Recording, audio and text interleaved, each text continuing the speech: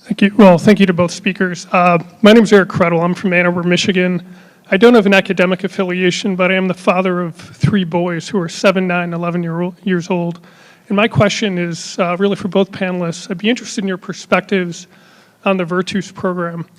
I recently attended Protecting God's Children, the live Virtus training in preparation to be a chaperone for my oldest son, my 11-year-old 5th grade overnight field trip in a few weeks.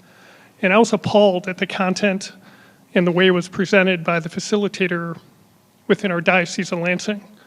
2 things I'll state about my experience with the Virtus training. One, within the training, there are 2 videos that are shown that show 2 white adult males.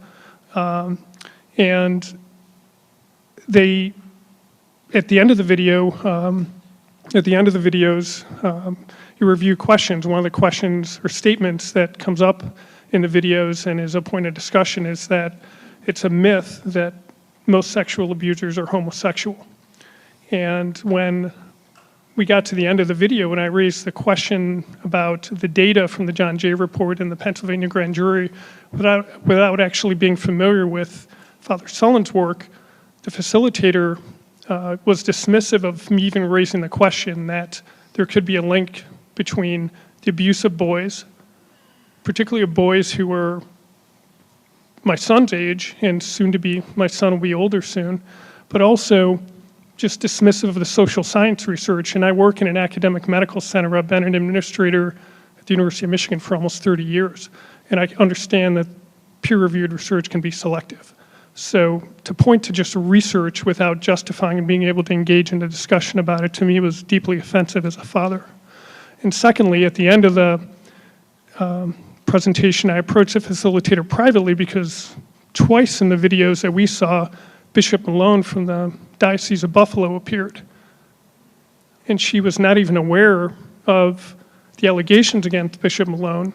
And as a facilitator of this program, it is appalling to me. So I'd be very interested in your perspectives, because as a parent, I don't feel the Virtus program is effective at all. It misrepresents the root causes and does not equip parents to actually protect their children within our church. I don't know anything at all about the Virtus program, so I can't speak to that. Sorry.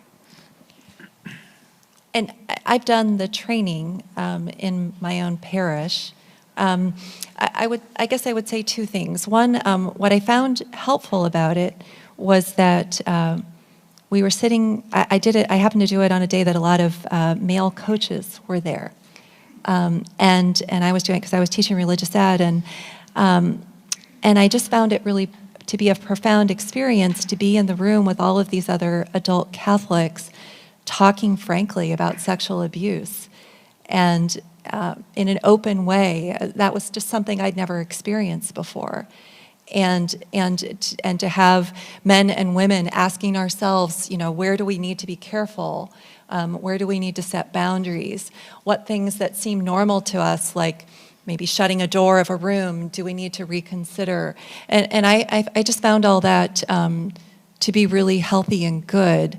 In terms of the correlation of homosexuality and abuse, I mean, more broadly, if we look at simply studies of sexual violence, the American Psychological Association holds that there is no connection between sexual orientation and becoming an abuser. So there's those who identify as gay are no more likely to engage in sexual violence.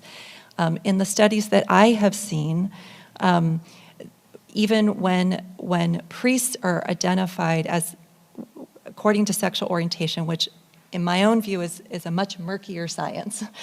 We may disagree on that point. I'm not sure we have great numbers on that. But in studies I've seen, even those who identify as gay and even have engaged in same-sex behavior are no more likely to then go on to become abusers than are the straight men who identify as straight and even engage in heterosexual acts before becoming priests.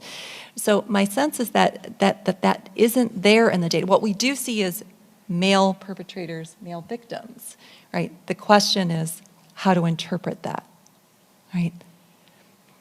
So I think the risk factors we need to look at are different than simply sexual orientation, I would argue, right?